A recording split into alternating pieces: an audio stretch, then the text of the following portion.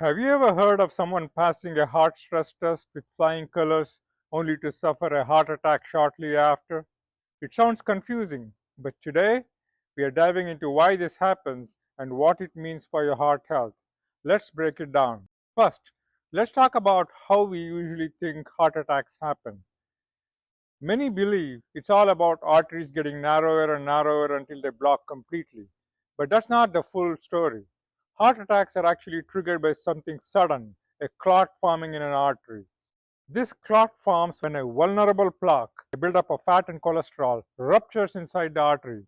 These plaques can start developing in our youth and grow over decades. The tricky part, they don't always cause severe narrowing. In fact, many heart attacks come from plaques that are less than 70% blocked, which might not show up on a standard stress test. So, what's a stress test looking for? It's designed to spot severely narrowed arteries by measuring blood flow during exercise, but it does not detect those vulnerable plaques that can rupture unexpectedly. That's why someone can pass a test and still face a heart attack. It's a matter of timing and bad luck. Here is another twist. Plaques aren't static. A vulnerable plaque can stabilize over time, or a stable one can become risky. Studies show about 75% of the vulnerable plaques can turn more stable with the right care. But the real focus should be on the bigger picture, your overall risk as a patient.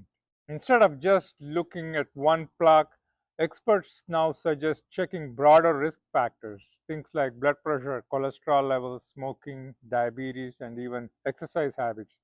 These are like your body's real stress test. Managing these can slash your heart attack risk by up to 20%, according to recent research. So, the next time you think about heart health, remember it's not just about passing a test, it's about understanding your vulnerability and taking action. Stay informed, stay healthy, and let's keep these hearts beating stronger. Thank you for watching. See you next time.